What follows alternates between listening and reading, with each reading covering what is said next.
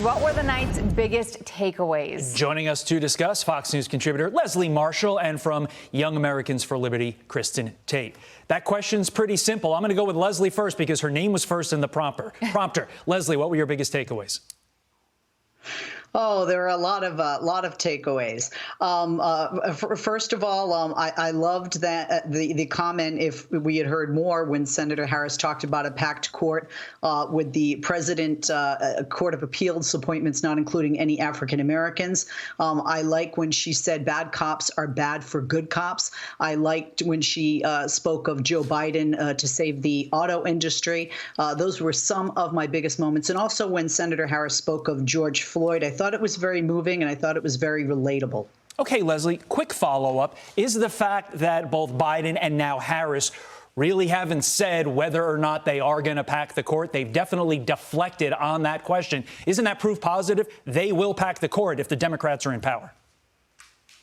Well, you know, from where I sit as a Democrat, if you have a court that is 6-3, whether it's conservative or liberal, that is already a packed court. But I mean the and number. I think Senator Harris did answer the question when she spoke of the American people will decide. So if the American people elect her and Joe Biden as president and vice president, perhaps the American people are signaling that's something that they would be open to.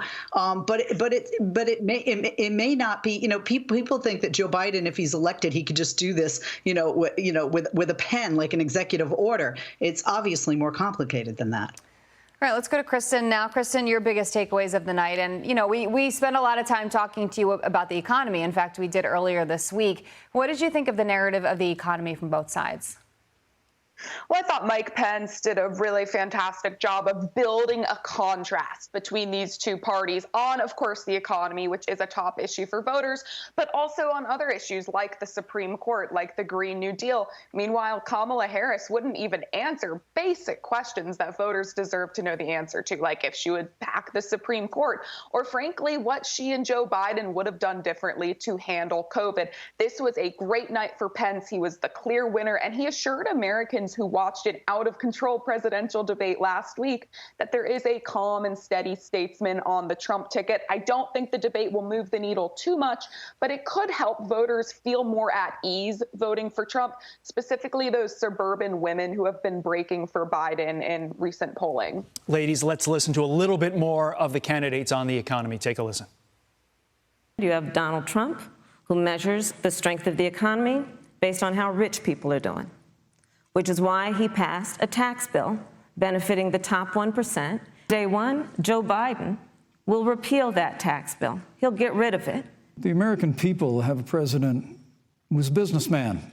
He's a job creator who's created tens of thousands of American jobs.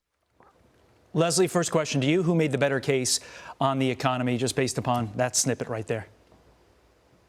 Well, quite frankly, I think that Senator Harris did. I mean, the American people, you don't need to have a degree from Harvard to look at what the numbers are, what unemployment is now. Where is the plan forward? Where is the way out of COVID? So it's in our rearview mirror, and unemployment is in the rearview mirror. That's what Americans are concerned about. If you look at the Fox News poll, actually, right, it's COVID, economy, healthcare. Those are the top three, and 44% tie between COVID and healthcare in the in the economy in the latest poll. So those are very important to the American people. If you are talking about how things were before COVID and how they might be later, well, who's in the White House now? Mike Pence is the vice president now. Donald Trump is the president now. And we are in this situation of COVID and a bad economy now. So how do you make America great again, as they say? I think the onus is on them to prove that. And I just want to say one more thing. When you talk about not answering questions, as an American and a taxpayer,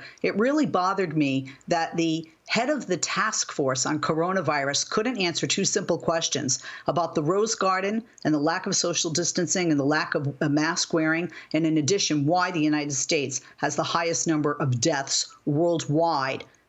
Those are questions the American people deserve to know the answers to. Kristin, we're running out of time, but we want to give the quick final word to you. Well, Pence trounced Kamala Harris on the economy. I mean, he gave voters a clear choice: a businessman who has lowered taxes for working Americans, or a fixture of the D.C. swamp who has built his wealth on the backs of taxpayers and hasn't had a private sector job in nearly 5 decades. This is a no-brainer. The biggest threat to working Americans is the radical left. Joe Biden's party is being held hostage by those radical left-wingers in his party. All right, Leslie Marshall, Kristin Tate, thank you very much for joining us. Appreciate it. Thanks for having us.